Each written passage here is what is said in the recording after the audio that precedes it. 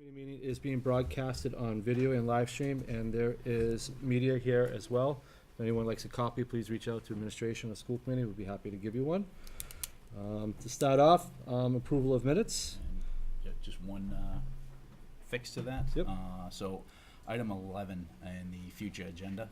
Currently it reads that I requested Dr. Joseph to be brought in to review the homework guidelines. I'd like to amend that to read, Mr. Wilson requests Dr. Joseph be brought in to discuss a digital homework agenda tracking for students that also provides parents with viewing access. Just to be clear, so I know that Craig's been working on homework policy, and Dr. Joseph's our digital side of the world. Yeah, that's good. Okay. A motion to accept the minutes.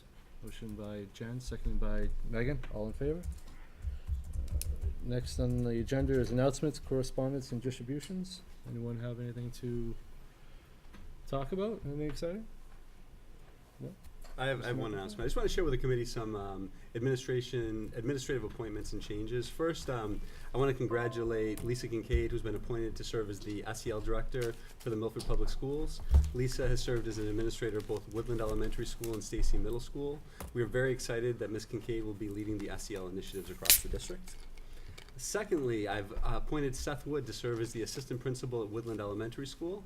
Seth has done an outstanding job as serving both as the interim principal and assistant to the principal at Brookside Elementary School. Prior to his appointment at Brookside, he served as a 4th grade teacher at Woodland Elementary School. Both Principal Tim Kieran, who I believe is in the audience tonight, and I are very excited for his return to Woodland. And finally, Lisa Firth will be serving as the assistant to the principal role at Brookside Elementary School, and she will be returning on July 1st.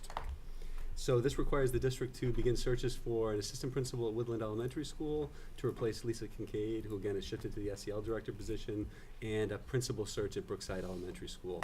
We posted for the assistant principal position, I believe, today, and we will be posting for the principal position tomorrow. And I'll be sharing both with the committee and the community what the search process will look like, and I will be asking again both school committee members as well as some of our parents and community members to serve on both of those search committees.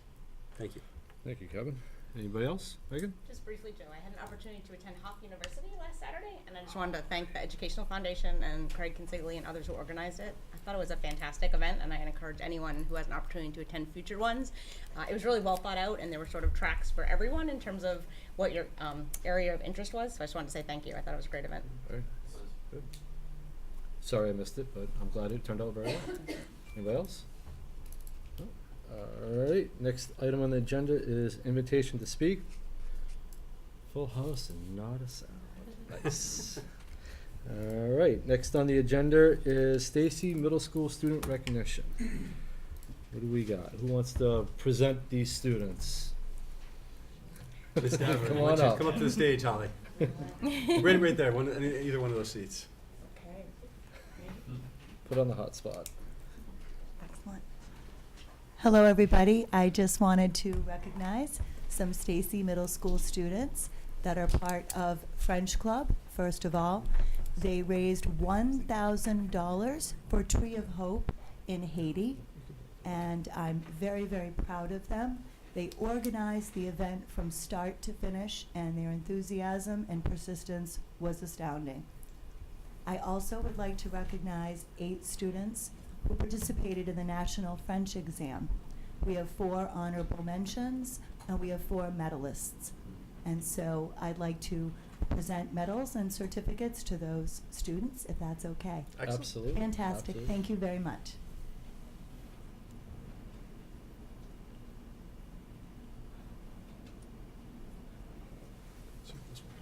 I have a mention honorable for Brianna Ferreira.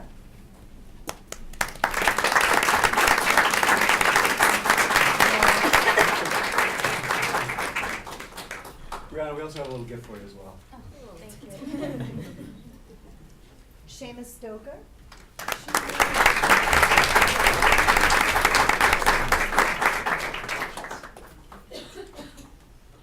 Gianna Cacciola.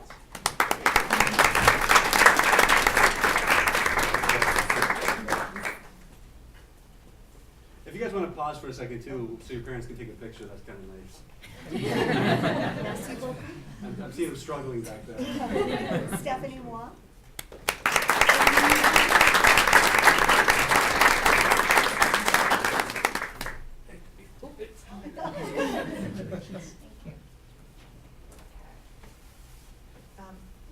have in 13th place nationally, Emma Smith.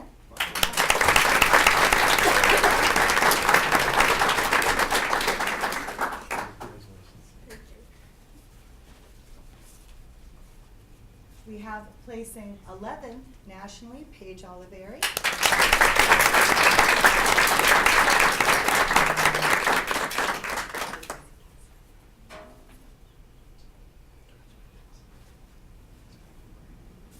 We have placing 9th nationally, Ronan Fleming.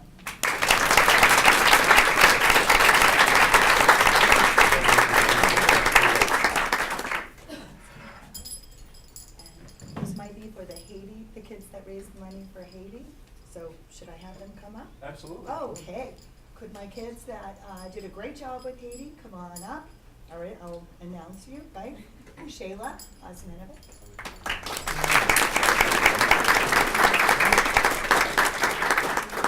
Jack, come on up.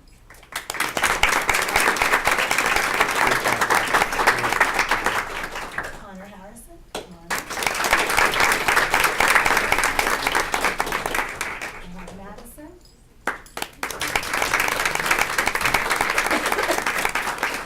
Alex Sutton. Nice job, Nancy.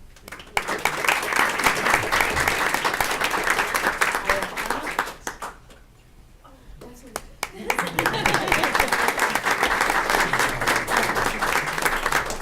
Brianna.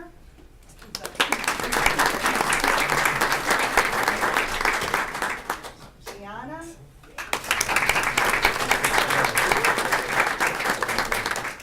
Carmela.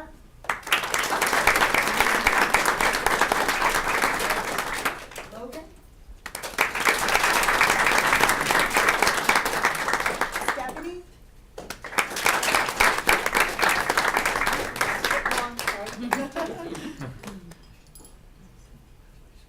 Paige.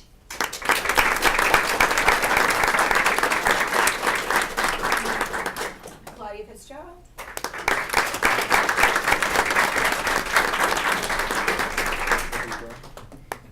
Is that your second umbrella? Stephanie. Because you can never have too many umbrellas. Stephanie Goulet.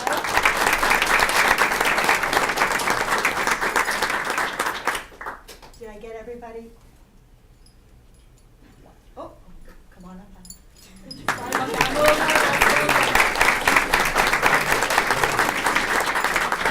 Thank you very much. Thank you. Thank you. Thank you.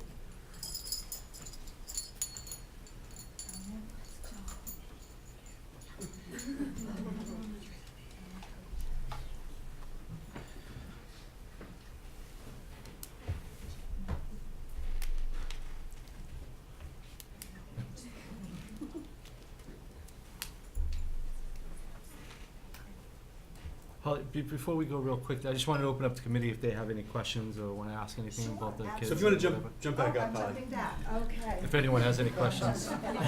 Jumping back enthusiastically. Okay. Holly, maybe would you just share sort of where do the students have to score to receive these honors and how long they've been taking French? They were able to do that? Sure, absolutely. So this is the first year that the middle school has decided that we wanted the kids to try this National French exam. And the reason why I am so proud of them is that the curriculum had not finished yet. The exam is in March, and we finish our curriculum as of May 31st. So without having done 2 chapters, they were able to do so well with this test. So I'm just very, very proud of them. That says a lot about yourself as well. Congratulations. Yeah. That's exciting. Thank you. Absolutely.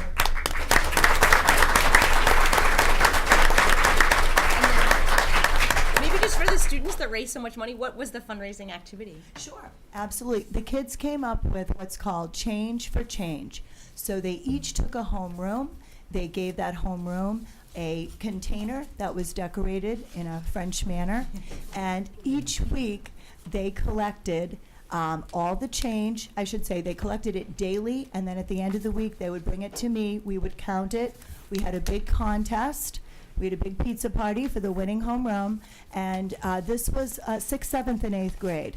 So very, very proud. $1,000 is a lot of money for kids to raise. And again, start to finish, they did everything. Awesome. Thank you. Anybody else?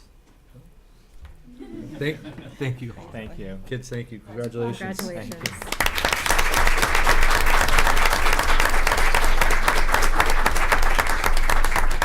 So at this point, you're more than welcome to exit. You're also more than welcome to stay, but I encourage you to exit. Thank you. Thank you.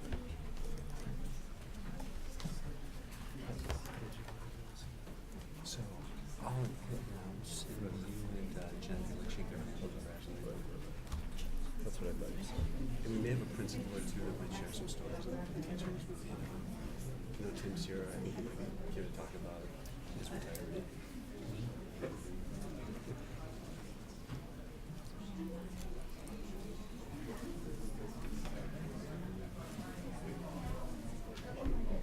Have a good night, everybody.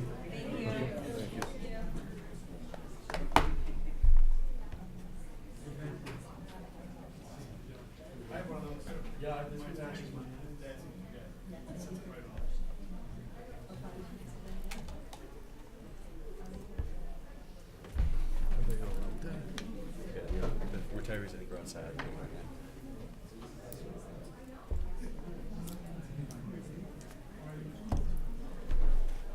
Slacking on my duties, sorry. Just do this.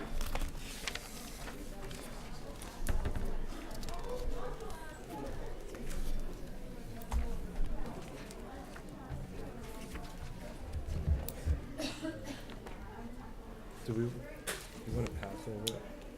And then maybe go on to Kathy, how long would it take for you to do yours? You want to do yours instead of waiting? Is that okay with you guys if we skip it while they wait to come in? Sure. All right, so we're going to skip a few of these things on the agenda. We're going to go down to Kathy's report on Report Assistant Superintendent's Business and Human Resources. I have the committee's approval this evening, 5 warrants, and the first warrant is in the amount of $49,951.15. Have a motion to accept that article. Motion from Jim, second by Megan. All in favor? The second warrant is in the amount of $384,738.28. We have a motion by Chris, seconded by Laura. All in favor? The third warrant is in the amount of $170,926.73. We have a motion by Jen, seconded by Jim. All in favor?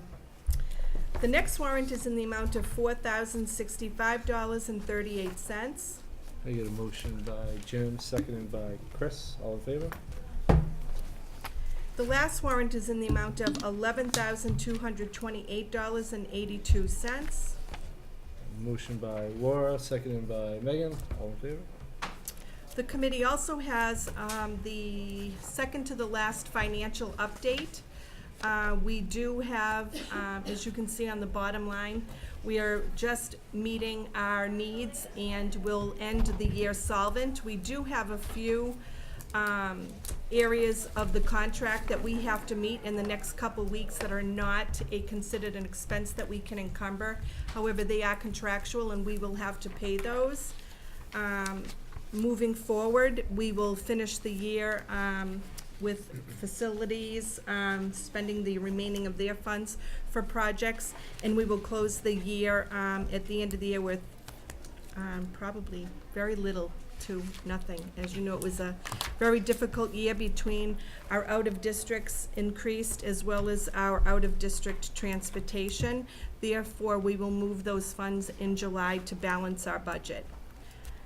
We also have a list of the latest hires from our previous meeting.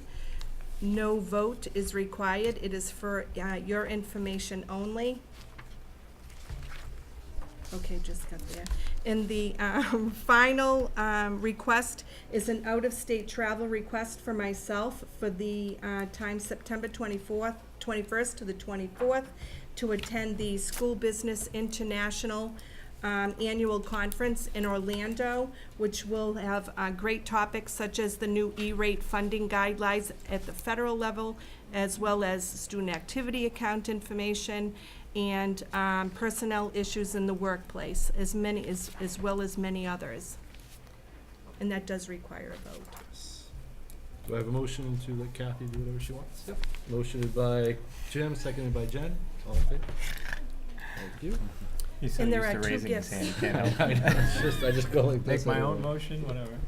And Mr. Chair, there are two gifts. Yes. Yes. Alright. I will read these off and we can vote them off at the end. One gift here from John Magniata and Linda Martin in a total of $150 for the family, Milford Family and Community Network.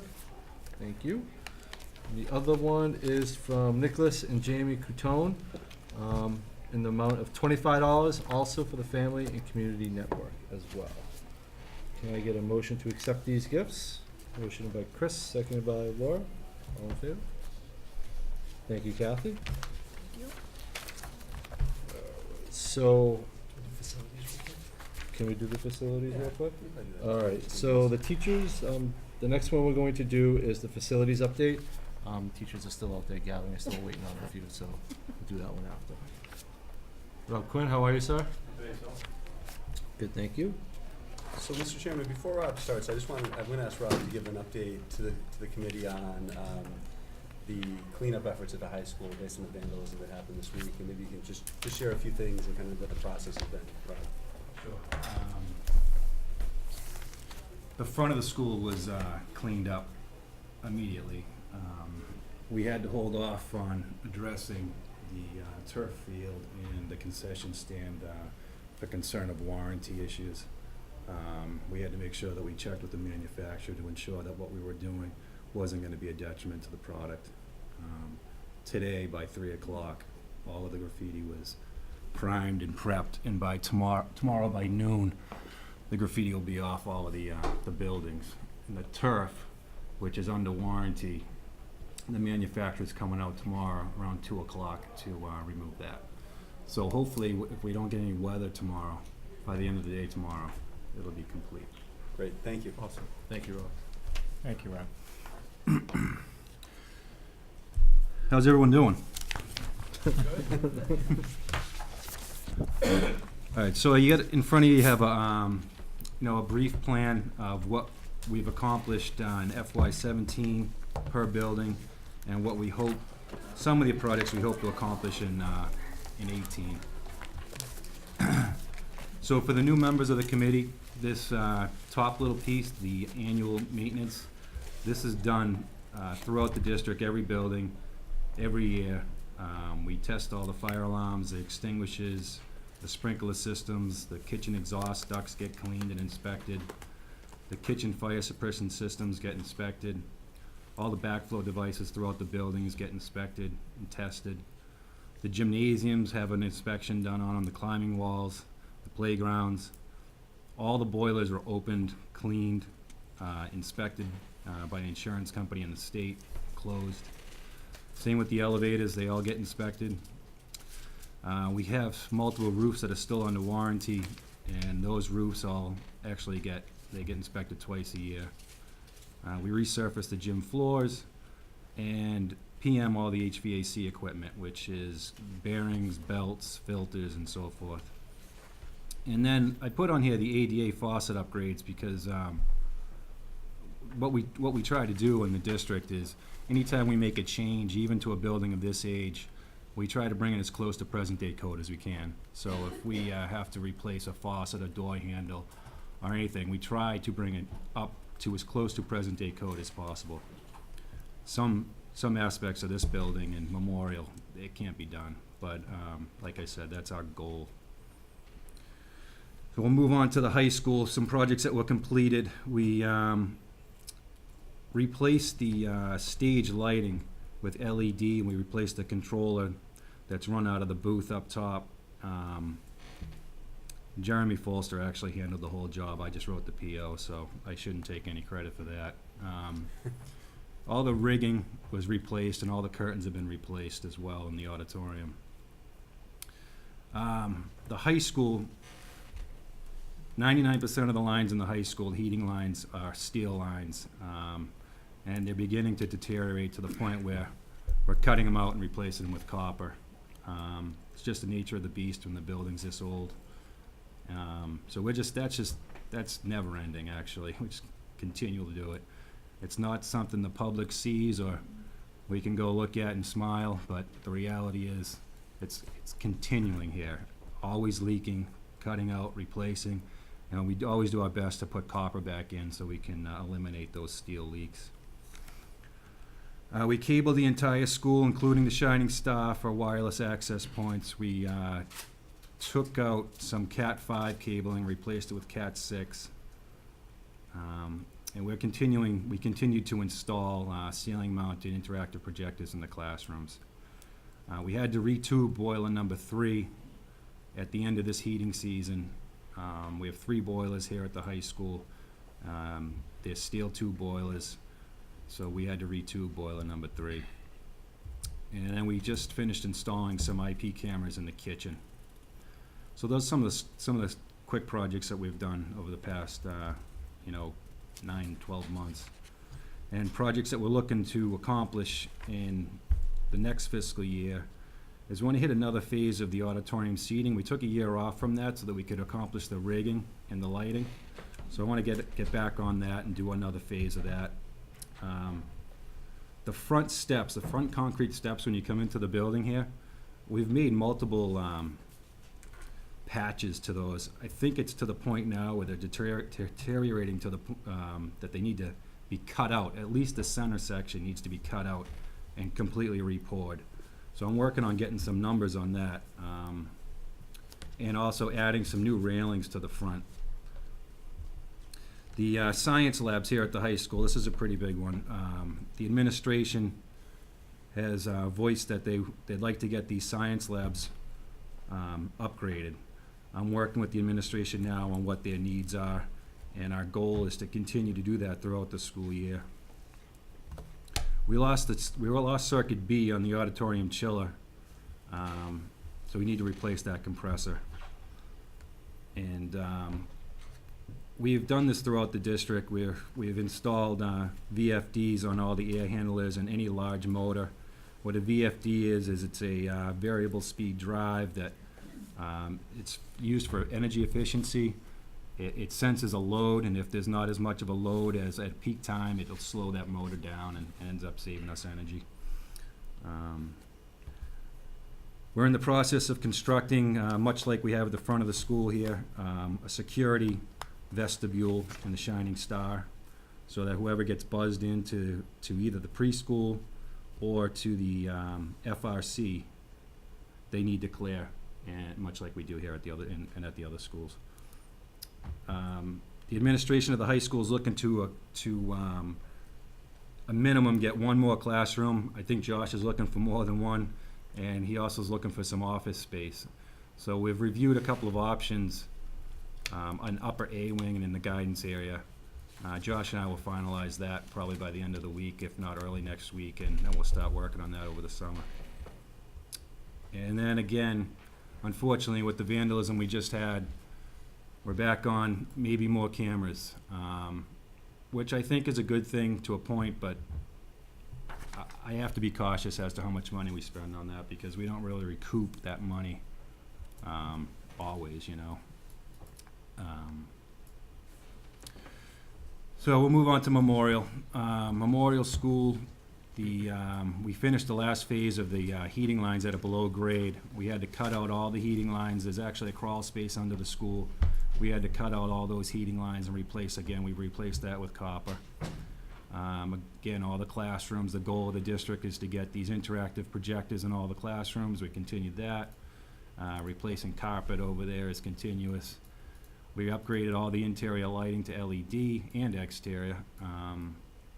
And this, again, that school was cabled for complete wireless access. And again, we put VFDs on all the circulators in the boiler room. A big project that's going to start first week of July is we're gonna demo the playgrounds in the back of Memorial School, both, there's 3 structures. Get rid of all of those, and we're gonna install 2 new playground structures back there. We have to do an abatement of the ground floor. There's some steel heating lines that have asbestos on them. We have to do an abatement and cut out some lines because we had some leaks during the end of the heating season this year. And we're in the process of replacing a few of the exhaust fans on the roof. They've just outlived their useful life. And then again, continue with the classroom projector deployment that we're trying to accomplish throughout the whole district. Brookside, the sheet vinyl flooring that's failed throughout the school has been systematically replaced with VCT, and it was in 17, it'll continue in 18.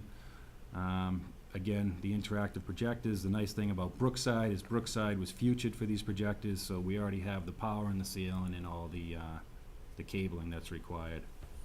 And then again, that school is completely Wi-Fi access now throughout.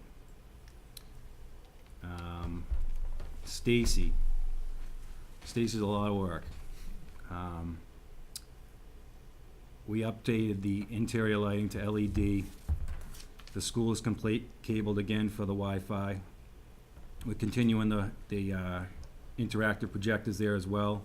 We actually replaced the elevator over the summer, and we replaced all the interior fire doors and associated hardware over the summer as well. And in December, we deployed the Cisco voice over IP phone system, same one we have throughout the district, so now all of our schools are on the same VoIP system. We updated the stage lighting in the auditorium. We painted a bunch of classrooms, which is going to be continuous over there. And we added some security cameras. And unfortunately, we had to replace all the balances and all the double hung windows. Those are the blue windows that you see from the street. The company that installed those windows went out of business, and the balances had failed, so the windows were in essence guillotines. So if the staff tried to put the window up, it would fall back down. So that was a substantial job. Every balance in the building was replaced. And then we're continuing, we're going to continue again with replacing the old steel partitions in the bathrooms with phenolic, solid phenolic. It's harder to vandalize those, and they seem to hold up a lot better. A big project for this summer, which will roll into the school year, is we need to start to move away from, or continue to move away from, the pneumatic controls that we have on the HVAC equipment over there. So our goal by the end of this summer is to pick up HV 4, 5, 9, 10, AC 1 and 2, which will cover all the common areas and the media center, the office areas, pretty much everything in the building except for the classrooms. In the classrooms, we have some DDC controls on the unit ventilators now. So this will go a long way with balancing that building. I'm sure you've heard complaints in the science wing where it's boiling hot one day and freezing the next, and so this is something that needs to happen. It's not cheap, but it's got to happen. Again, the bathrooms, getting rid of the old steel and putting in phenolic, and then the science wing, which is the top wing, if you look, and it almost looks like an addition, is it's blue steel windows, and they had a mechanism where you use a crank because the windows are so high. It's cabled up to the window, and it's like it opens. Well, all those windows have failed. They no longer work properly. When they do get one open, they can't close it. So we're working with the same company that replaced the balances to upgrade those windows as well. And then, unfortunately, we lost a domestic hot water. We have two large domestic hot water storage tanks in the boiler room of Stacy. They're both to the point now. We had to isolate one maybe in January. The second one began to leak as well, so we're gonna have to pull both of those this summer. And then review, I'm not positive on how I wanna handle this. Review either complete replacement of the bleachers in the gymnasium or to rebuild. And the reason I say I'm not positive on how to handle this is because the HVAC upgrades that we're gonna have to accomplish are gonna be pretty substantial. and then again, the classroom projectors, and Nancy's looking to add some more IP cameras throughout the building, interior and out. And then Woodland finally, the solar project, I think it went really well. It's completed. The company that we worked with was great. And I think, Kathy, it's going pretty well, right? I mean, we're getting some some positive. Yeah, so, you know, I'll be honest with you, I was a little afraid of it. I'm glad it worked out well. And then lastly, at Woodland is, we're still continuing our closeout process with the MSBA and with the GC and so forth. Just today I did a walkthrough with the landscape architects, hitting punch list items on all the landscaping. We have a few other outstanding items over there, some playground issue, but it's coming together pretty well. I'm happy with the job. That's So it. on you, Joe. Awesome. Well, thank you very much. I'll open up to the committee if anyone has any questions. Joe? So I know, Rob, I know the Memorial Playground, we obviously got funding for that at the town meeting. But the other projects for 2018, are all those funded out of your budget, or do we need to find funding for those? No, everything that you see on this is gonna be funded out of my budget. Okay. It's pretty typical of what we've done in the past, is the reason that we do phasing, because we only have a limited budget, and you have to prioritize and then phase, is how we try to accomplish all these jobs. Now, the time that we will go for capital is if it's an emergency, like the elevator. So like the elevator at Stacy that died, actually was condemned by the state. We don't have that built in our budget, so you Right. have to go to capital for that. But anything like projector installations and things you see on this, we try to do in-house. So the science wing upgrades that you mentioned, is that already covered in the budget, or we have to go to is the planning Well, go to like I capital to get said, money for that? I'm speaking with the administration here, and they're gonna develop a wish list on what we're gonna try to accomplish. It's not gonna happen in 1 year. I'm sure it's gonna be phased. Okay. Um, So when we say FY18 projects, they're not necessarily truly FY18, they could be 19, Well, I'll tell you 20. right now, a boiler could blow up tomorrow, and the whole thing's gonna be ripped up. Right. So Right. the reality is, we're reactionary at times. Yeah. But the hope is to accomplish all these projects. And what doesn't get accomplished will get moved to the next fiscal year. And Joe, the only thing with it would be, something we'd be going to the capital for would be the science labs, which we talked about in the subcommittee. Right. So that, because we're going to capital for that, that probably won't be till the 19 project. More than likely. Yeah, okay. Anybody else? Chris? So the replacement of the domestic hot water storage tanks at Stacy, it sounded like that was more of, came on a little bit more sudden than you expected. Did that push off other projects that you had intended? I wouldn't say it pushed them off. It's not too substantial of a job. They're just two storage tanks. They're not very easy to pull out. We can cut them out and put them right back in. Labor is what kills you on public work. Right. And there's not a lot of labor involved in this. It's more materials. And we're gonna do it in-house.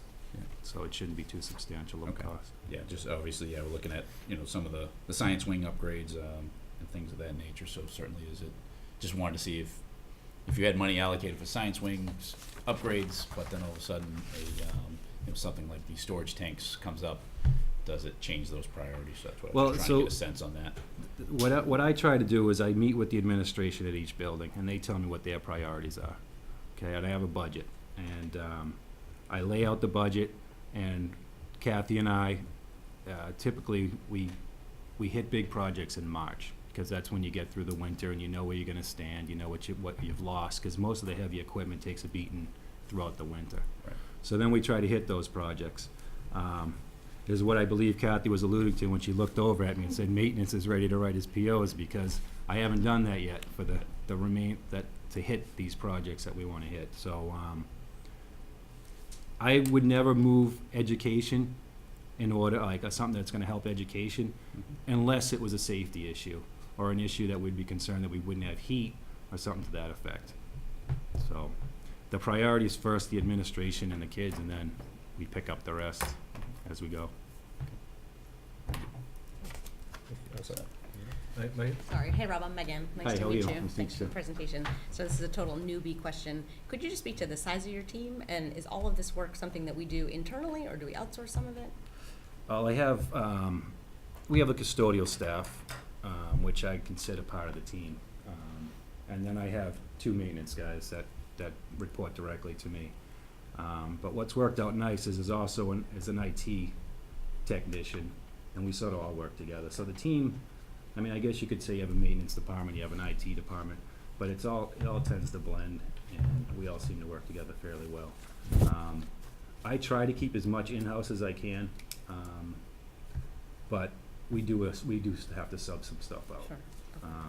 We do our best to day-to-day calls are all in-house, unless it's something over our heads and we don't have the equipment to accomplish what the call is. But some of these jobs, camera installation, that's gonna be subbed out, and large jobs where we, like I said, we don't have the equipment, we'll sub out. But our goal is to do as much in-house as we can.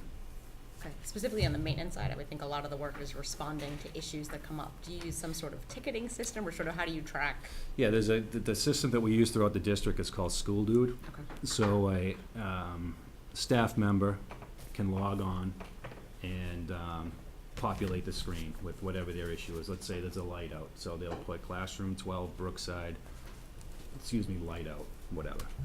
That gets sent to myself, to the maintenance guys that work under me, and to the building principal.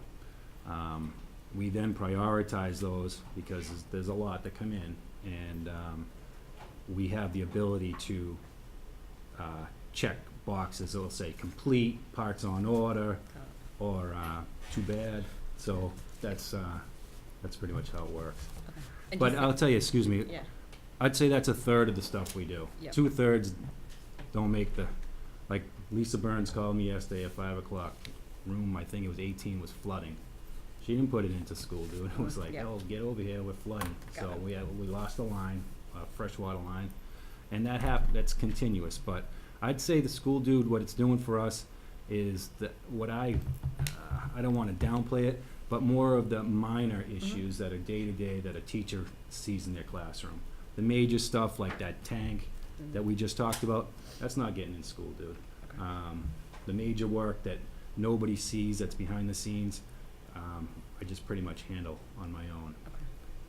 Great. Does Thanks. that make sense? Absolutely. And then we had that NASDAQ group here recently to talk about their report. I'm Yeah. assuming you were pretty heavily involved in that. Any thoughts or comments on that process? I think that,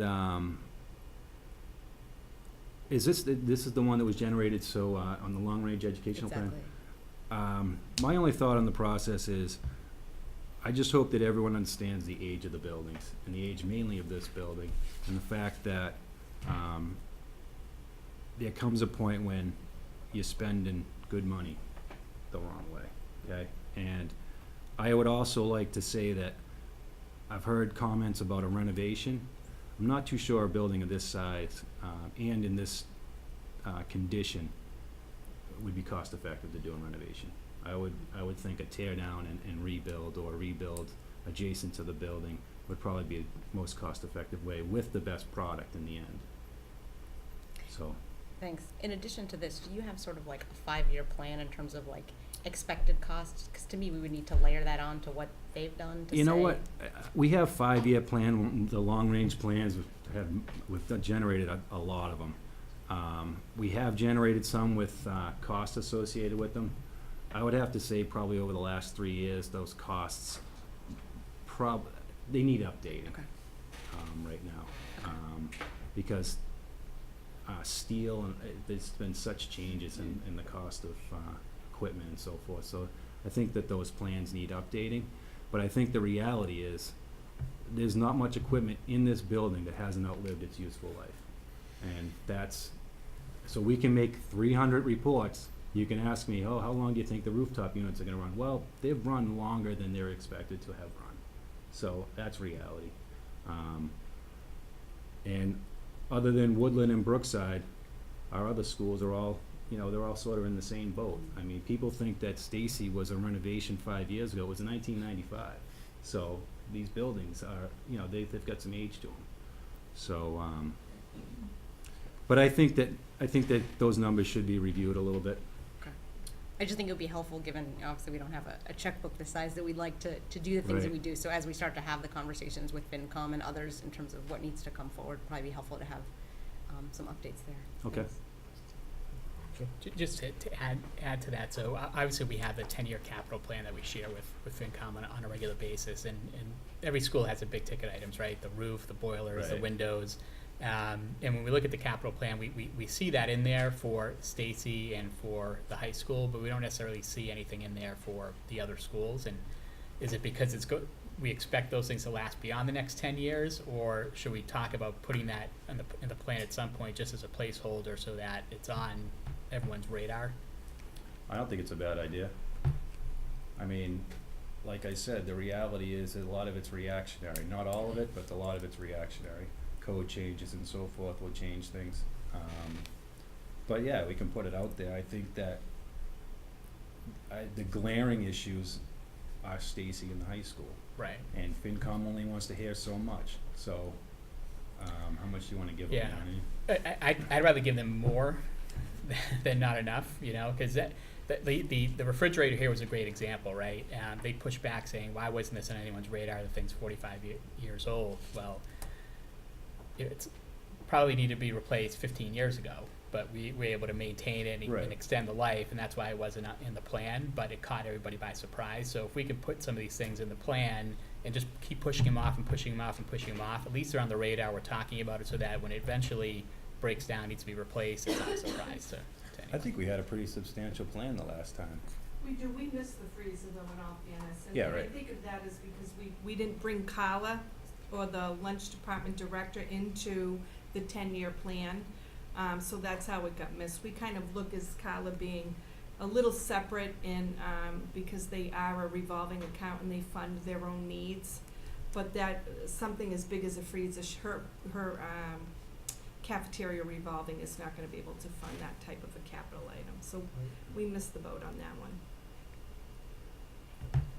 Anybody else? Rob, thank you very much. This is a great report. Always an outstanding job. Thank you. All right, guys, thank you. Thanks, Ron. Have a good night, Rob.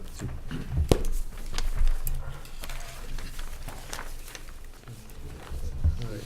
Yep. Next on the agenda is recognition of Milford Public School teachers who are retiring. Would you guys like to come up? You've waited patiently. Cheryl, what happened? Oh, those are the worst. They take forever. It'll get better. It'll get better. Get better. Where would you like us? Right? You can have a Right here? seat, or you can stand. You can stand. That might be better standing. Hey, Judy, how are you?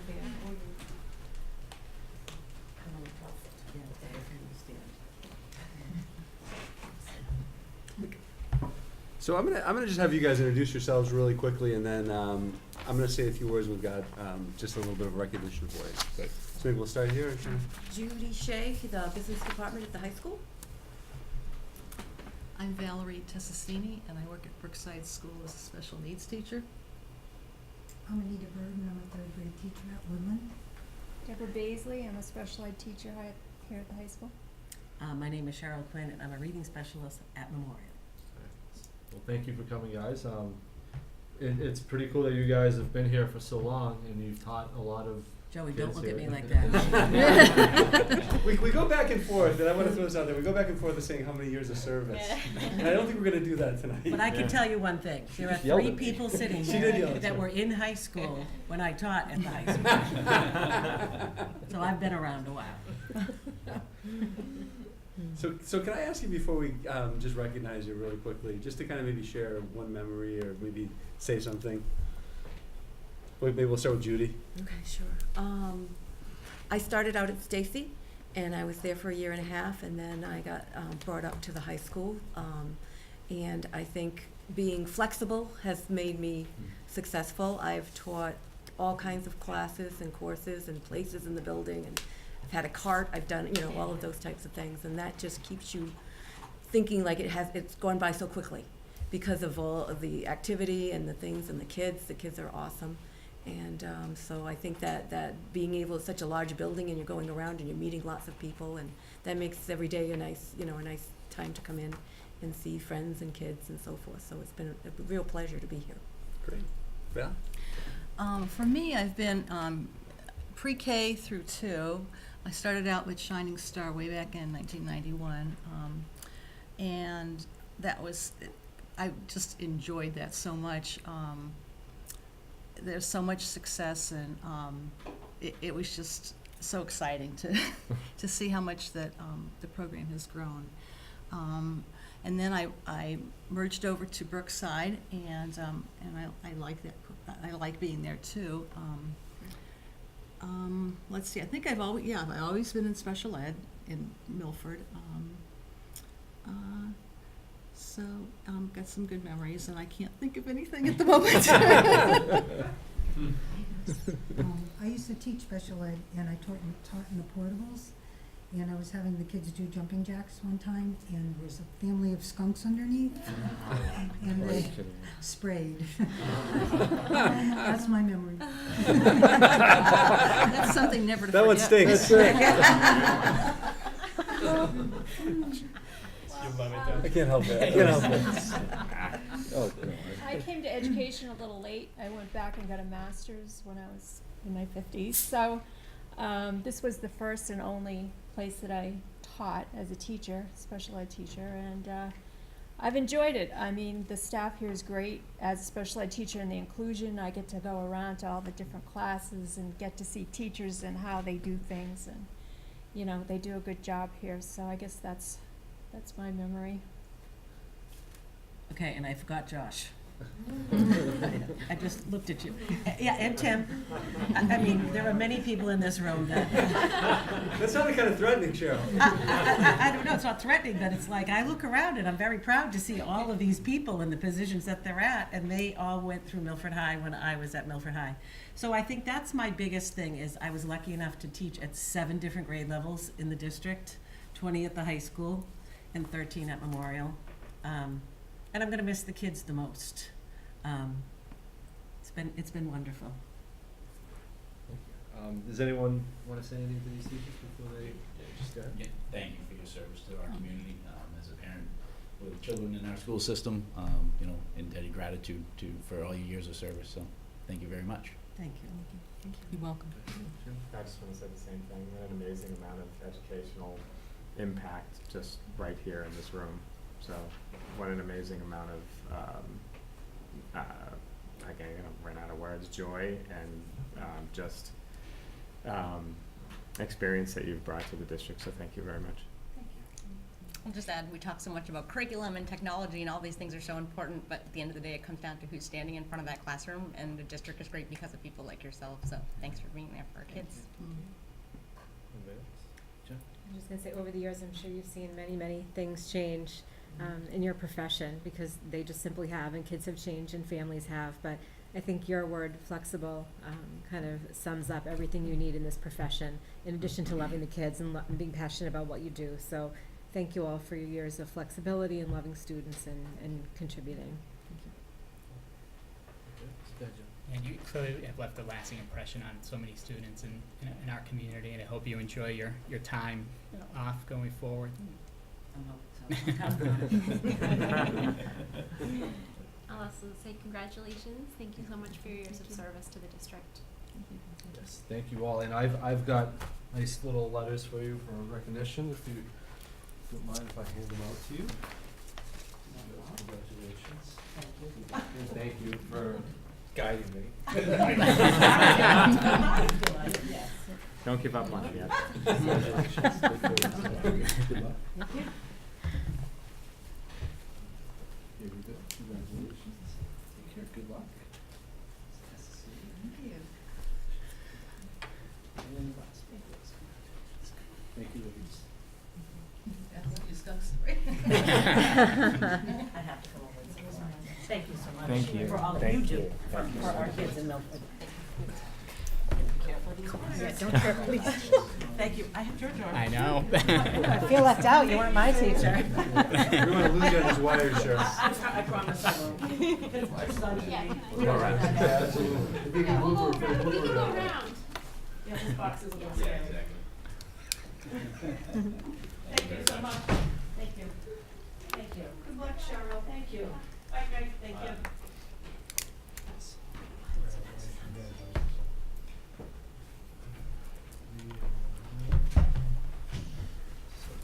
All right, next on the agenda is Milford High School presentation. Josh, would you like to come up?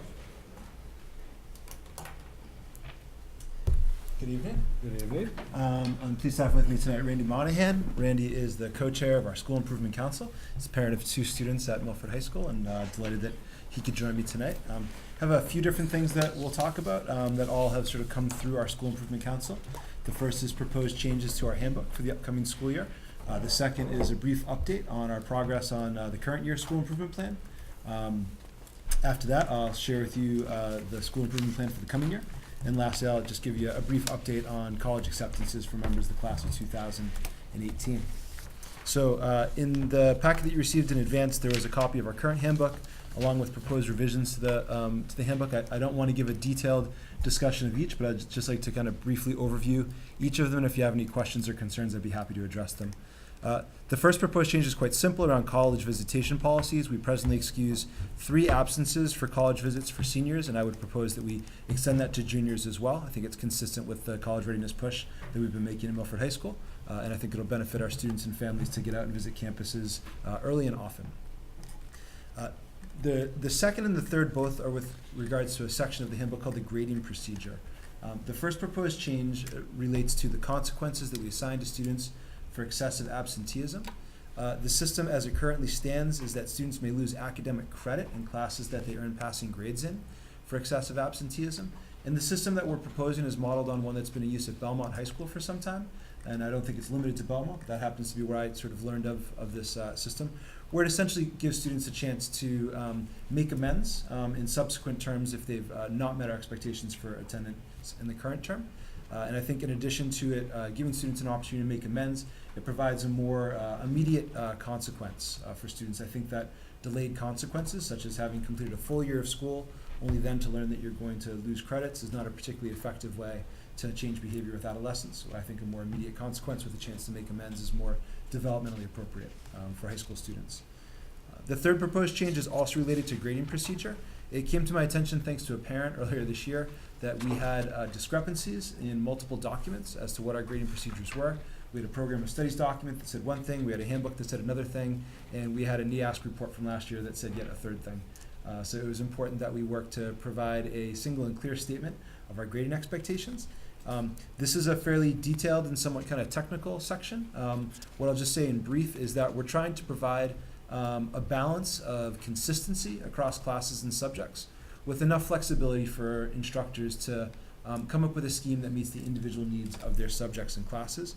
And my overriding priority in this is sort of transparency and clarity.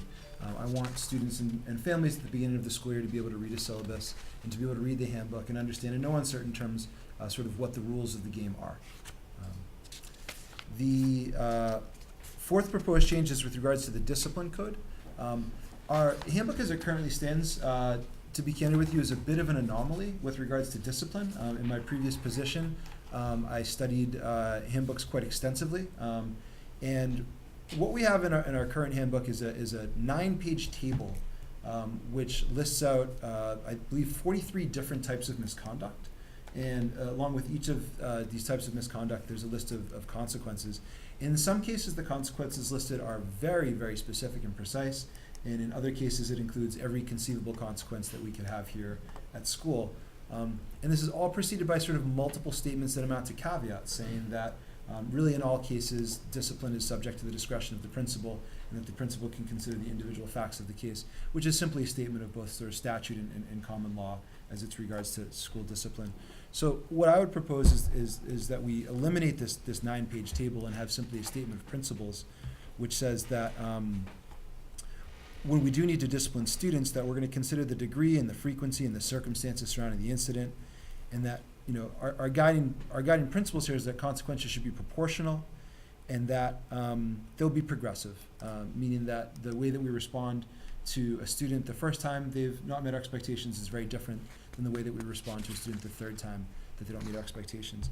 I do want to be candid on this last proposal. The 9-page table has not posed any practical problems for us here at Milford High School this year.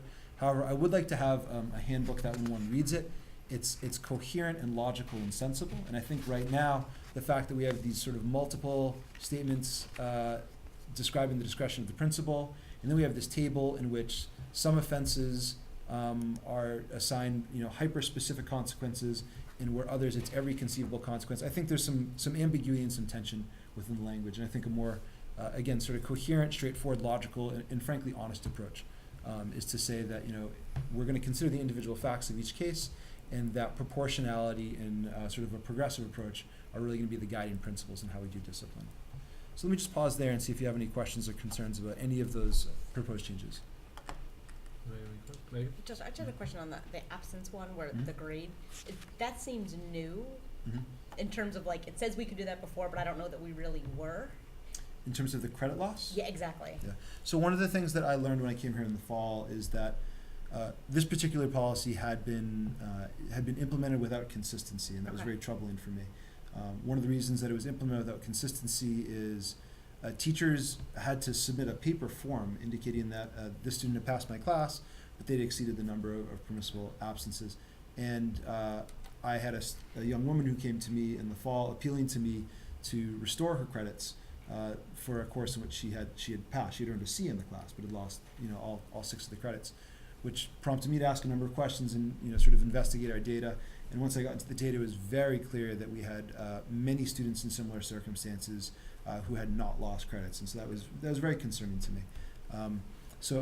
Part of that is a administrative issue in terms of how are we actually going to sort of manage the implementation of the policy. So that consistency piece very well could be a problem with the proposed approach. So the solution to a consistency problem, I don't think, is in a policy. I think it's in the way that we as the administration sort of manage that policy. And one of the things that I intend to do with this new policy is make sure that this is really on sort of the front office to deal with as opposed to the teachers. I want our teachers to focus on instruction and assessment and students, and I want the office to support the teachers and to support the culture of the school by dealing with some of these operational matters. Does that make sense? Absolutely. Yeah. And to the extent it hasn't been consistent, there may be a population that should have been impacted and wasn't. So communication, I think, to the families will be really important. Because it could be now a broader group than it would have been. So I hate to say probably everyone doesn't read the entire handbook, but just if there's a way to sort of focus on communicating ones that could potentially be impacting students. Yeah, nor do I expect everyone to read the handbook. I think it's incumbent upon me in my communication with families prior to the start of the school year to highlight substantive changes in the handbook, and especially when I meet with students in the first 2 days of school. To review the most relevant sections and especially changes. Excellent. And then on the grading, the syllabus piece, is that something that teachers would need training on, or really they're already doing that in some fashion and we're just looking to enhance consistency? No, I don't believe teachers need any training. I think it's simply playing like a team and making sure that we don't need every syllabus to look exactly the same, but there are some areas in which I want the syllabi to meet certain expectations, particularly around transparency with grading. Okay, thanks. I just had one question. On the discipline code. Yep. So, moving to me, what seems more of a common sense, situation by situation procedure, has the faculty bought into this, and do they understand it? So we have a situation where people still think there's equity in terms of consequences, and that they think that the school will still be a safe place where there's a response. Sure. So this particular proposal I've not discussed writ large with the entire faculty. I've discussed with the faculty who serve on the school council, but I've had extensive discussions with many members of the faculty, including the association leadership, from prior to the start of my job all the way through today, about discipline. I'm pleased to say that both in terms of the mid-year survey I did with my colleagues and the end-of-year survey, which is in right now, that the faculty has reported very, very clearly that they think we're moving discipline in a very positive direction here at school. That's also been borne out in our sort of our discipline data on a couple of key measures that I'll certainly share with you in the fall when I do sort of my year-end analysis of our discipline. So I think right now this this 9-page table, again, as a practical matter, is really just sort of taking up space in a book. Yeah. I don't know that it's really impacting anyone in a very meaningful way. My objective is to try to get this handbook to be something that, should someone pick it up to read it, it's going to make sense, and it's going to reflect how we actually operate. Thank you. Thank you, Josh. Okay. All right. So let's move on now to sort of the school improvement plan. So you have in your packet a 4-page document, which is the 2017-18 school improvement plan end of year report. We're not going to go through this row by row. I've asked Mr. Monahan to speak on behalf of the council and just to sort of highlight 5 areas of this past year's school improvement plan that we want to draw to your attention. And then if you have any questions about anything else in the plan, I'd be happy to answer those. Hi, everybody. Thank you for having me here. This is quite humbling, seeing what goes on behind. I'm a parent just like all of you with 2 children. Tell you a little bit about myself. Been married for 20 plus years. Graduated Milford High. Been trying to get involved with the council since memorial school with my children growing up. This has probably been the best year being on the council. The involvement with the students, the interaction with the students, they're quite opinionated. And it's so funny when you go to these meetings how the left side of the room wants it one way and the right side of the room wants it another way. And then you have the parents that are just taking notes. And then at the end of the meeting, we kind of bombard Josh to say, oh, Mr. Opry, sorry. What should we do? How should we look through the weeds and pick things out that are very valuable? So this year, was very valuable. I'm glad to be here. I think it's a great opportunity for any parent that could be on the council, because there's a difference, and really quickly, there's a difference between an elected official and an appointed official, but I think you all add value, and I was watching this entire group, and just as I'm a parent watching it, everybody paid attention to everything everybody said here, and I'm quite impressed with this entire group, because the eye contact, the interaction, and I'm sure you're not going to have too many people tell you that, but just watching it from afar, it's really impressive. With that said, some of the highlights we talked about, and I know we can olive branch on these. If you have questions, that's great. I'm just going to go through several of them. Early college, we talked 37 students enrolled in 2 free after-school courses. My own personal opinion, I think it's very important that we interact with colleges very soon. Sooner than most of the time we do, because I don't think the student body understands the real world and what's expected of them. So the more we can do that at the younger ages, I think the more prepared they're going to be. B, we have an agreement with Quinsigamond Community College to offer 2 free school day courses for next year. I personally would like to see that expand. That's why I'm adding a lot more dialogue than what's here, because as a parent and as part of the school community and having children here, I think there's a lot of pressure, a lot of sports going on, everybody's participating in everything, and if we can interject more college quicker, I think they'll be better prepared. The MCAST, we talked about ELA, expanded writing with colors initiative to grade 9. That's very successful and continuing.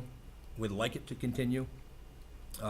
Math, secured an additional math teacher to expand MCAST. I don't think we have enough teachers, and I think we have teachers that are multitasking, and we could use more of teachers focusing on their expertise.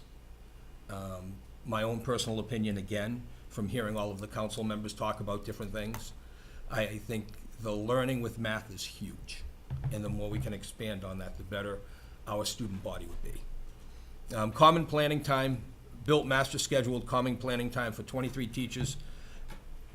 Teachers don't have enough time to talk and socialize about what their courses are going to be, what the course of action is, how the student body is going to learn and enhance, where you're mixing signals. To get teachers on the same page and talking about the subject so they can add and develop and grow the curriculum, I think this is very important to allot time for the teachers to get together. Banking and business. One of the huge things, and we all learn this, and my son makes me broke because every day it's $20 here and $20 there. There could be huge olive branches to this. The money tree just has to stop. Me and my wife go back and forth with it. Do we get him a debit card? Do we get him a credit card? He can't control it. It's just never ending. Why I'm saying that is I don't need to touch upon banking and business. The quicker we learn about institutions and percentages and 401ks and just everything that's going to develop down the road on what to do with financing and education, I think the quicker we can bring that into school, the smarter our kids will be. Especially, you can have a smart kid, but they don't know how to handle money and finances and realize what it's like to percentage rate and paying the lowest interest rate when you don't want it. We don't want to set children up to fail, and that's the first thing they're going to fail with, is how to handle a $20 bill.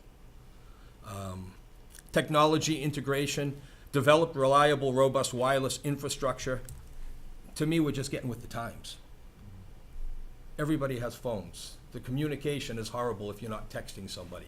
If we could ever turn back the clock and have people make eye contact with people instead of the phones, unfortunately, we have to get with the times. And it's funny because I call it elevator syndrome. And we're all at the same age where you walked into an elevator and where do people look? They look down because they're in front of your space.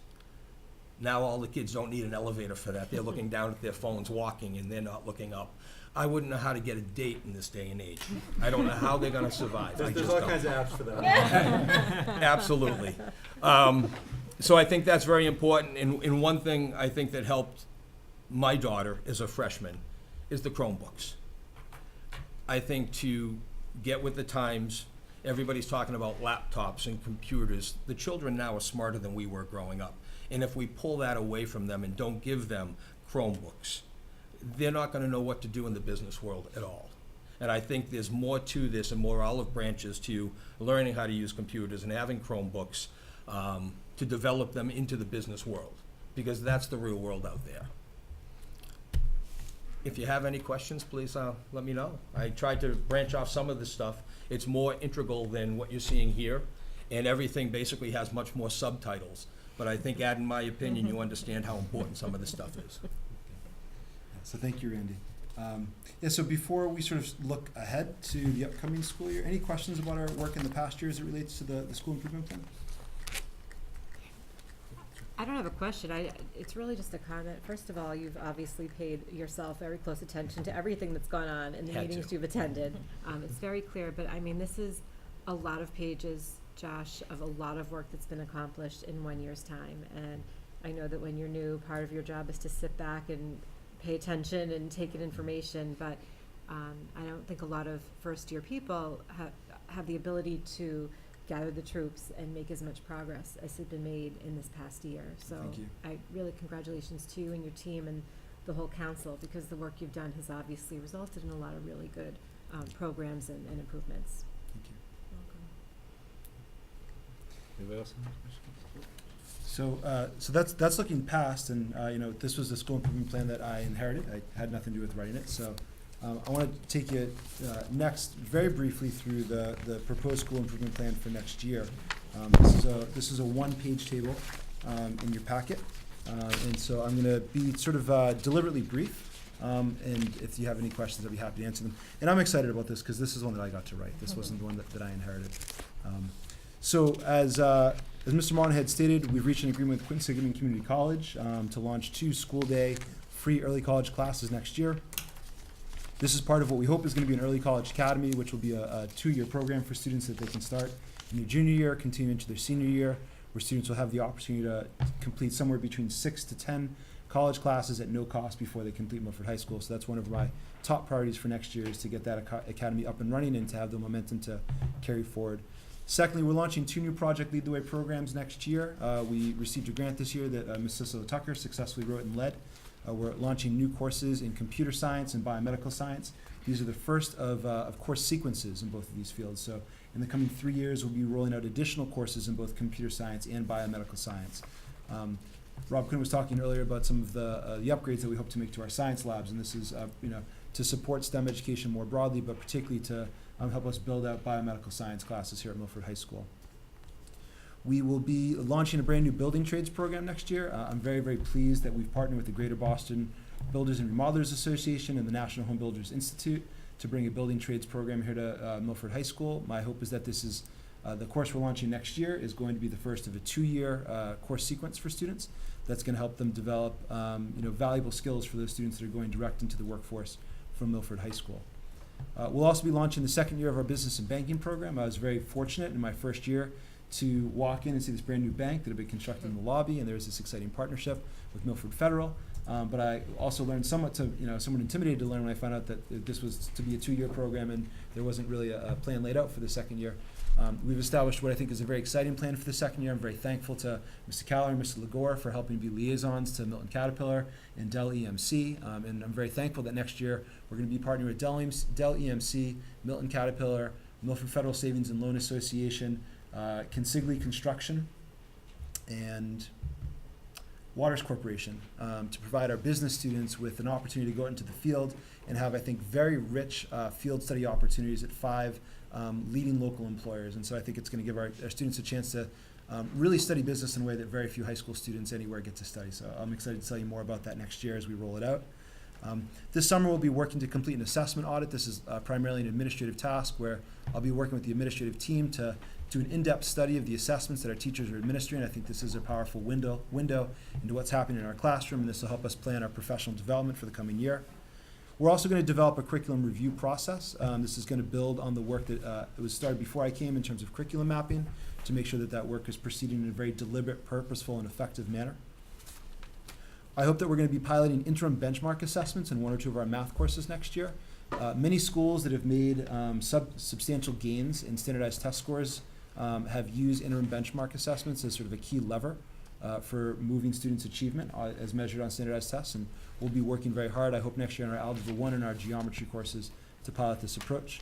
We'll be partnering with the College Board next year to do a deep dive into our PSAT results to help primarily our English and math teachers ensure that our curricula is well aligned to the standards that are tested on the SAT. As I often say to parents and students, while the MCAS is truly a high-stakes test for the school, SAT is truly a high-stakes test for our students, and I want to make sure that we're doing the very best we can to prepare our students for success on the SAT. We're implementing a new summer reading program right now. As you know, we're delivering Chromebooks to all students in grades 9 through 12, so it'll be a school-wide blended learning initiative. Thanks to your support, we'll be piloting a co-teaching model for working with our English learners and our students with disabilities next year. There's also there's a number of items that we're sort of taking a look out 2 years that we're going to be working on next year. The first of which is in the 1920 school year. I'd like to see us really overhaul our approach to alternative education. So we'll be working hard next year to develop a full-throated plan for that, and you'll be hearing much more about that in the future. And it's also very important to me, number 13, that we develop a work-based learning program in the 2019-2020 school year.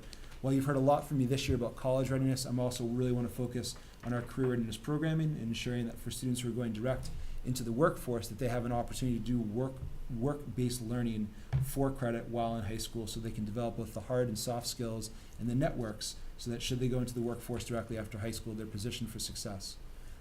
I'm excited to work with Ms. Kincaid, our new SEL director, in developing a specific SEL action plan for the high school. You've heard me talk earlier this year about how we're going to try to roll out a differentiated post-secondary planning program. We have a broad menu of programmatic options for families and students to engage in outside of school hours, both in person and through virtual means, that hopefully are going to be really tailored to the specific needs of students and families. We are going to try to launch a new parent induction program this coming August, where I'll be trying to bring in every single parent of every single incoming 9th grade student. In August, I'll be running 5 different sessions, 3 at different times in English, 1 in Portuguese and 1 in Spanish, to try to educate parents about a lot of what I think is critical information they need to know before the student ever steps foot in the high school to ensure long-term success. I think number 17 is probably the most ambitious item on the school improvement plan, is that I hope to focus most of our time next year as a faculty on deliberating over a possible new schedule model for the 2019-2020 school year. There's a number of reasons why I believe that our current schedule model is not optimized to meet our needs. I'll certainly be sharing more of that with the committee next year, but this will be a major focus for me and the faculty next year, is determining whether or not there is a different way that we can approach the way that we organize our time here in school that's going to better meet the needs of our students. 18, 19, and 20 are really sort of built into, these are sort of complements to other parts of the plan that I already discussed. So I know that was lengthy, and I'm sorry if some of it was too brief to make sense, so if there's any place where I can fill in some details, please let me know. Anybody have any questions? Joe? It's a very ambitious plan, but we certainly like to see that. I just had a question around the building and trades program. So Is the plan to house that in-house, or would they be working out in the field? Yeah. So the course that we're going to offer next year will be taught here in the building. And any courses that we run here at Milford High School will be here in the building. My hope is that when we're able to implement a robust work-based learning program, that students will be able to earn credit for internships or co-op experiences that they have in the field. But my hope is that such internships are going to be preceded by 2 courses that they take here at Milford High School, so that when students do go into the field, they're entering into the field with a substantial body of knowledge and skill. And so that they're not coming into internships or co-op experiences as novices, but they're coming into teams where they can really contribute and add value to the employers that they're working with. So this may go back to Rob's comment about finding additional classroom space. So you think you have the space for a shop here in the building right now? We will be very creative in the way that we use space. We are going to absolutely max this building out next year. Rob was modest. We'll be bringing 4 new classrooms online. There is no additional room for growth after this. So we will be using, for the particular building trades class, the D wing of the building. At one point, these were trades classrooms. They do have big bay doors that open up to the exterior of the building, and so when the weather permits, we'll be making use of that space. That's right outside the classroom door, and when the weather doesn't permit, we'll be making do with what we have inside. Space is going to be a significant constraint for us in terms of building out quality career readiness programs in the long term. In the short term, we're going to do the best with what we have. Can I ask a follow-up on that? First of all, I think it's amazing that we're offering that here, but I know when we started hospitality and tourism, didn't we have to go through a special process to Yeah, that's for work with reimbursement BBT? for chapter 74. Yep, thank you. Okay. Yeah, But so that's- this is just this is a kind of a one-off class. This isn't Okay. a program. Okay, so it's not considered in conflict with Correct. BVT or anything Correct. like that. So I know we have a lot of kids that would like to get into BVT, but it's so competitive now that they can't. So I think the more things like this that we can offer, the better. So I think Agreed. that's got great potential. Thank you. Just in hearing the plan, Josh, this afternoon I did a TED Talk sort of on you don't accomplish anything without meaningful goals with very clear objectives, and so I feel like this totally hits that. It's really inspiring, as well as hearing your co-presenters' sort of passion. It's great. And it also reminded me of Hockey University in terms of the parent engagement and just how important it is, and I love how it all ties together. So good luck. I think it'll be great to see this in action. Thank you. Josh, I want to say a couple things too. I think this is amazing in what you guys have done so far and what you've accomplished and what your vision is moving past, and the fact that you're going to use up every square spot of this building for education is good luck. Yeah, I know it's going to be hard, but I mean this is awesome, and I look forward to helping working with you too, with Jim, with the companies that we work for, to help kids get in there and see what it is like on the outside of the world. You know, what I do with heavy machinery, what Jim does with computers and stuff. So I look forward to it, and I think this is something that you can definitely pull off, so thank you. I appreciate your time. Anybody else? No?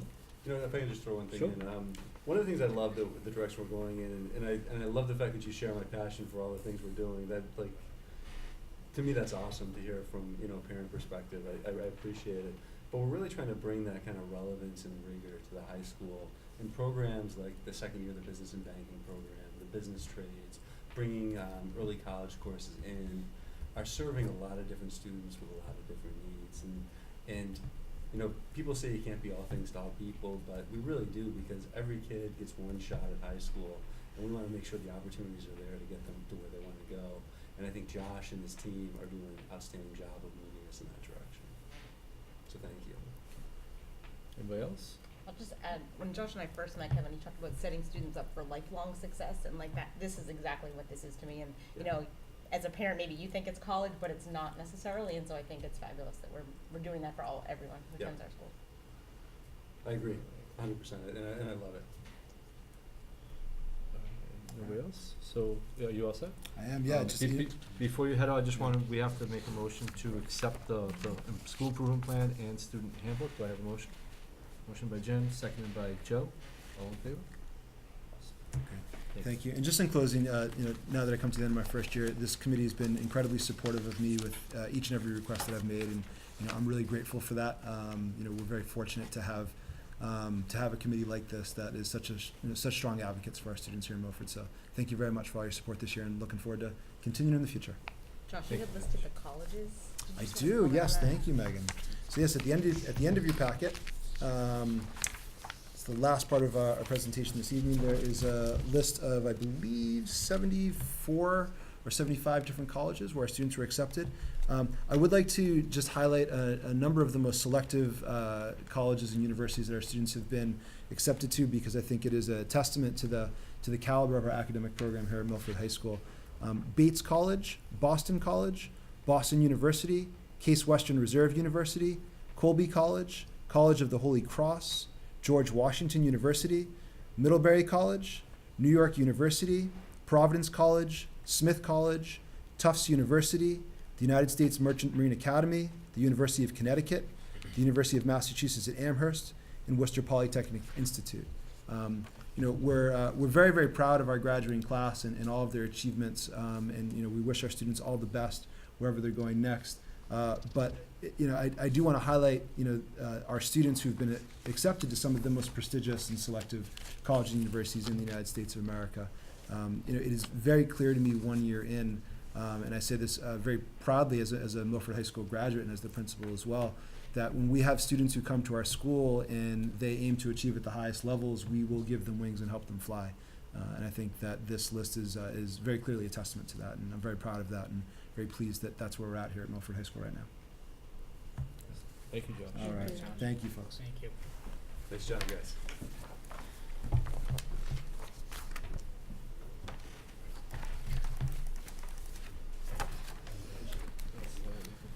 Thank you, everybody. Thank you. Thank you.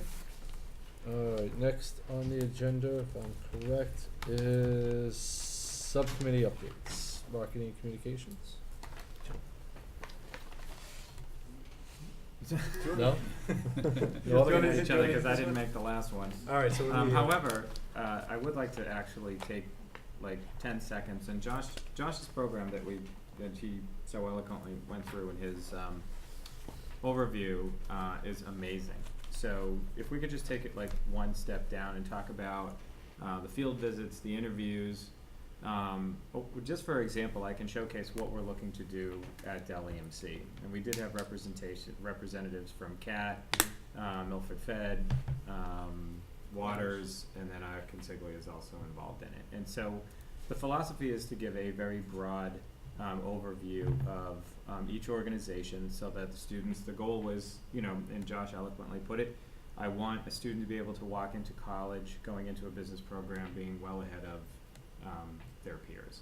And so from my perspective, when we talked about Dell EMC's approach, we would start out with a manufacturing tour of our facility in Franklin, which is the North American facility. We have 3 facilities globally, but that's the flagship. We would start there, and then we'd actually back through the process. So we'd start with the manufacturing philosophy, we'd back through engineering, product development, and then all the support functions, so sales, marketing, product marketing, field marketing, sales support. And the idea is to have a group, and correct me if I'm wrong, Josh, of like 6 to 12 students come in with targeted questions towards each discipline. And then I would run point on that, and I would put together a group of individuals from each concentrated area that would be able to facilitate and answer questions as associated with the program. And then I would actually facilitate the whole program in general as far as, bringing talent in and out, and then also looking at different areas within the organization. And then I would also facilitate the tour of that as well. But the philosophy was, that you would encompass the beginning of the program by sharing the story, the product portfolio, the breadth, the markets, the verticals that the organization participates in, and then kind of back you through how we get there. And then so you get a very well-rounded, very global view of the business. And as you get further down into the program, you get very detailed within each segment. So I just wanted to share that, because he obviously didn't go down deep in his overview, but the program is very, very targeted and very detailed and very impactful at the student level. So it's you should be commended for that, because it's amazing. So thank you. It's my update.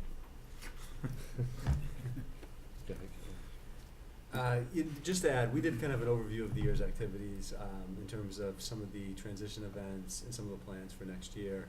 And we'll probably talk more in depth in the fall in terms of some of the shifts we're going to make in some of the changes in terms of marketing and communication. But we've, you know, and we've talked about this kind of, I think, to death to some degree, but, you know, the school choice numbers are closing, which is not the only purpose of the Marketing and Communication Committee. I think we're gonna look at, how can we kind of be more strategic in some of our communications, both at the district level and at the school level, to ensure that, like, programs like Jim is talking about are kind of more widely understood, and when parents are making a choice, especially at the high school level, that they understand that there's things like business and banking, hospitality and tourism management, you know, an early college academy, and we're going to continue to build pathways like the Project Lead the Way science programs, and it's just figuring out a way to get that kind of into like the vernacular of all the Milford families, so when they are looking at like high school choices, they understand the breadth of programs that are available in Milford High School. Thank you, Kevin. Next, did policy meet today as well? Did policy? We did. Anybody who Jen, Joe? Wait, do you want- Whoever. Rock, paper, scissors. This is very similar to the subcommittee meeting. Yeah. So we Lots going on at the subcommittee we did level. meet tonight, very riveting. We reviewed several policies. There were some law changes that have gone into effect over the past few months that impacted a couple of our policies. So I think tonight we reviewed the student activity agency account policy, the non-discrimination notice and civil rights safety policy, the student travel policy. We have, I think, 2 policies that we're going to be bringing to the next school committee meeting for a first reading. Do you know what those ones are, or are you still working on? I believe it's the student activity account and the non-discrimination notice and civil rights safety information policy, so we'll bring it forth. And then we also, I'm going to be reaching out to you for some clarity around exactly who the members are of the policy subcommittee, because there was, I think we had 4 members assigned, so. Okay, yeah, just I'll double check that. I thought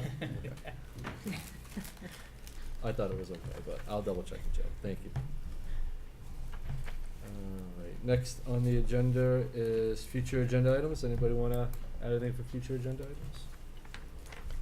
I'll take that as a no. Anybody have any old business they wanna talk about? Could we review, by what date we agreed we were gonna share our data? I can for the send it out. superintendent's I can review? send that out to the committee. Thank I think you. you haven't missed the deadline. Okay, perfect. I can tell you that. Okay, thank you. But I'll send the dates. Okay, thank you. We send them out this week with the information again, just so people have it and it's fresh. Thank you. And is that it? Alright, and we do have executive session this evening, so we will not be returning to this meeting, so if I can get a roll call for executive session? Yes. Yes. Yes. Yes. Yes? Yes. Yes. And with that, meeting is, can I get a motion to adjourn the meeting? Jim? Motion to adjourn, seconded by Megan. All in favor? Thank you and good night.